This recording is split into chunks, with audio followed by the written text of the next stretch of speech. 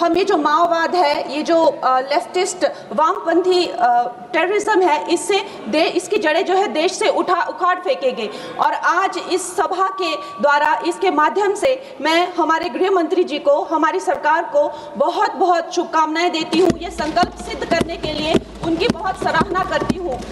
अध्यक्ष महोदय, 1967 में ये छोटी सी चिंगारी माओवाद की उठी थी। उस वक्त अगर कांग्रेस सरकार चाहती तो इसको उसी वक्त दबा सकती थी, लेकिन उन्होंने क्या किया? उल्टा उन्होंने आदिवासी लोगों को जो है वो सौतेला ट्रीटमेंट दिया। उनके बीच में जो एक वैचारिक दूरियां थी, उनको कभी भी उन्होंने खत्म नहीं किया। और जब ये माओवाद की समस्या हम उनके सामने आई, तो जैसे मेरे भाई संबित पात्रा ने पूरे देश के सामने आज बताया कि सोनिया जी और राहुल गांधी जी की वामपंथी सरकार प्लस उनके वामपंथी सलाहकार प्लस उनके जो वामपंथी मित्र और ये वामपंथी टेररिस्ट, और इनको जो भी जितने भी फंडिंग होती थी, जो भी इनके हथियार होते थे, गोला बारूद होते थे, वो उन लोगों से आते थे जिनके साथ ये कांग्रेस की सरकार उठती बैठती थी। तो हम लोग क्या अपेक्षा कर सकते हैं? क्या कोई समझौता इनके बीच और वामपंथी उग्रवादियों के बीच हो सकता था? नहीं हो सकता था। और उसका क्या परिणाम हुआ कि ये जो वामपंथी उग्रवादी हैं, ये बिल्कुल आउट ऑफ कंट्रोल हो गए। इन्होंने खून की नदियां बहा दी, इन्होंने 16,000 से ज्यादा अटैक किए, इन्होंने 2,000 से ज्यादा सुरक्षा कर्मियों को मार डाला, इन्होंने छोटे छोटे बच्चों की जो है वो जिंदगियां ले ली, वहां पे नरक बना दिया। इन्होंने तीन पीढ़ियां ये जो है नक्सलवाद की जो आग में है, जो इन्होंने झोंक दी। और जब इसके अंधेरे में पूरी तरह से जो ये क्षेत्र है जो डूब गए, जिन छोटे छोटे बच्चों के हाथ में लैपटॉप और कलम होनी चाहिए थी, उनके हाथों में इन्होंने बंदूकें दे दी। अध्यक्ष महोदय, इन्होंने जब पूरी तरह से उनका भविष्य खत्म कर दिया, तो पूरी तरह से अंधकार में तो अपना हाथ झटक लिया। इनको रेड कॉरिडोर बोल के, नो गो जोन बोलकर जो है पूरे देश में बदनाम कर दिया। हम भी फिल्म इंडस्ट्री में हम सोचते थे कि इतने अच्छे जंगल हैं, वहां जाके कोई गांव की शूटिंग करते हैं, अच्छा कोई गाना बनाते हैं, लेकिन उस टाइम की जो व्यवस्था है वो क्या कहती थी? अरे ये जो आदिवासी लोग हैं ये बड़े ही उग्र होते हैं, ये देश के साथ नहीं रहना चाहते, वहां शूटिंग मत करिए। खुद की असफलता छुपाने के लिए इन्होंने पूरे देश से जो है आदिवासी समाज को इन्होंने आइसोलेट कर दिया।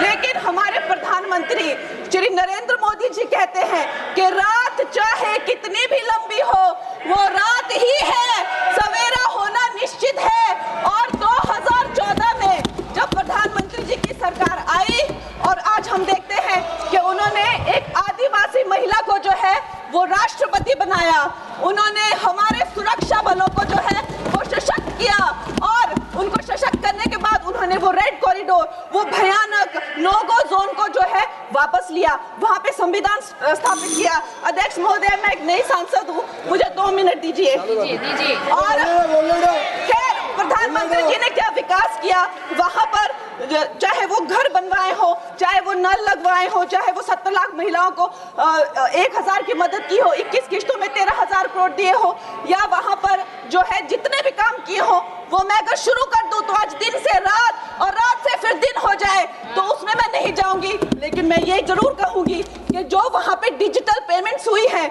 उनका मैं बहुत ही ज्यादा सराहना करती हूँ। उससे जो नक्सलियों का जो वित्तीय नेटवर्क है वो टूटा है, जो वो वसूली का काम करते हैं वो टूटा है, जिससे वो खोखले हुए हैं। उसके साथ में सबसे सराहनीय काम जो किया है वो मैं कहूंगी विकास और विश्वास के साथ जो हमारी सरकार ने इसको जोड़ा है। उसके उपरांत जो है उन्होंने जो समर्पण की नीति अपनाई है, 8,000 से ज्यादा युवा जो हैं वो समर्पण कर मुख्य धारा से जुड़े हैं, उनको 5 लाख की राशि और उनको रोजगार दिया जा रहा है। महोदय जी, मेरे पास कहने के लिए तो बहुत है, लेकिन मुझे बहुत ही कम समय मिल रहा है। सदन के पास समय नहीं है। इस तरह की नीति हमने दोगो में भी अपनाई है, और वहाँ भी बोडो में, आसाम में भी 10,000 से ज्यादा लोगों ने समर्पण किया है। और मैं अंत में अध्यक्ष महोदय जी, मैं यही कहना चाहूंगी कि गृह मंत्री जी ने और प्रधानमंत्री जी ने पूरे देश में ये संदेश दिया है कि ये देश बंदूक की नोक से नहीं चलेगा, ये देश संविधान से चलेगा, ये देश जनता के विश्वास से चलेगा। देश के सामने आज बताया कि सोनिया जी और राहुल गांधी जी की वामपंथी सरकार प्लस उनके वामपंथी सलाहकार प्लस उनके जो वामपंथी मित्र और ये वामपंथी टेररिस्ट और इनको जो भी जितने भी फंडिंग होती थी, जो भी इनके हथियार होते थे, गोला बारूद होते थे, वो उन लोगों से आते थे जिनके साथ ये कांग्रेस की सरकार उठती बैठती थी। तो हम लोग क्या अपेक्षा कर सकते हैं? क्या कोई समझौता इनके बीच और वामपंथी उग्रवादियों के बीच हो सकता था? नहीं हो सकता था। और उसका क्या परिणाम हुआ कि ये जो वामपंथी उग्रवादी हैं ये बिल्कुल आउट ऑफ कंट्रोल हो गए। इन्होंने खून की नदियां बहा दी, इन्होंने 16,000 से ज्यादा अटैक किए, इन्होंने 2,000 से ज्यादा सुरक्षा कर्मियों को मार डाला, इन्होंने छोटे छोटे बच्चों की जो है वो जिंदगियां ले ली, वहां पे नरक बना दिया। इन्होंने तीन पीढ़ियां ये जो है नक्सलवाद की जो आग में है जो इन्होंने झोंक दी। और जब इसके अंधेरे में पूरी तरह से जो ये क्षेत्र है जो डूब गए, जिन छोटे छोटे बच्चों के हाथ में लैपटॉप और कलम होनी चाहिए थी उनके हाथों में इन्होंने बंदूकें दे दी। अध्यक्ष महोदय, इन्होंने जब पूरी तरह से उनका भविष्य खत्म कर दिया तो पूरी तरह से अंधकार में तो अपना हाथ झटक लिया। इनको रेड कॉरिडोर बोल के, नो गो जोन बोलकर जो है पूरे देश में बदनाम कर दिया।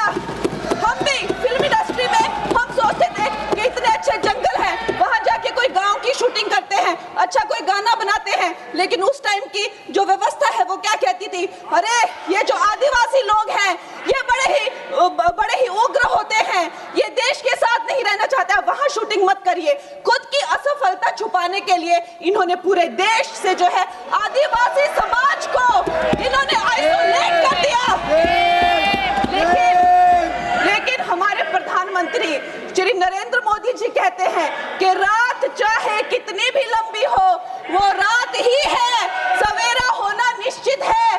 और 2014 में जब प्रधानमंत्री जी की सरकार आई और आज हम देखते हैं कि उन्होंने एक आदिवासी महिला को जो है वो राष्ट्रपति बनाया, उन्होंने हमारे सुरक्षा बलों को जो है वो सशक्त किया और उनको सशक्त करने के बाद उन्होंने वो रेड कॉरिडोर, वो भयानक नो गो जोन को जो है वापस लिया, वहां पे संविधान स्थापित किया। अध्यक्ष महोदय, मैं एक नई सांसद हूँ, मुझे 2 मिनट दीजिए। और खैर प्रधानमंत्री जी ने क्या विकास किया वहां पर, चाहे वो घर बनवाए हो, चाहे वो नल लगवाए हो, चाहे वो 70 लाख महिलाओं को 1,000 की मदद की हो, 21 किस्तों में 13,000 करोड़ दिए हो, या वहां पर जो है जितने भी काम किए हो वो मैं अगर शुरू कर दूं तो आज दिन से रात और रात से फिर दिन हो जाए, तो उसमें मैं नहीं जाऊंगी। लेकिन मैं ये जरूर कहूंगी कि जो वहां पे डिजिटल पेमेंट्स हुई हैं उनका मैं बहुत ही ज्यादा सराहना करती हूँ। उससे जो नक्सलियों का जो वित्तीय नेटवर्क है वो टूटा है, जो वो वसूली का काम करते हैं वो टूटा है, जिससे वो खोखले हुए हैं। उसके साथ में सबसे सराहनीय काम जो किया है वो मैं कहूंगी विकास और विश्वास के साथ जो हमारी सरकार ने इसको जोड़ा है। उसके उपरांत जो है उन्होंने जो समर्पण की नीति अपनाई है, 8,000 से ज्यादा युवा जो हैं वो समर्पण कर मुख्य धारा से जुड़े हैं, उनको 5 लाख की राशि और उनको रोजगार दिया जा रहा है। महोदय जी, मेरे पास कहने के लिए तो बहुत है लेकिन मुझे बहुत ही कम समय मिल रहा है। सदन के पास समय नहीं है। इस तरह की नीति हमने दोगो में भी अपनाई है और वहाँ भी बोडो में, आसाम में भी 10,000 से ज्यादा लोगों ने समर्पण किया है।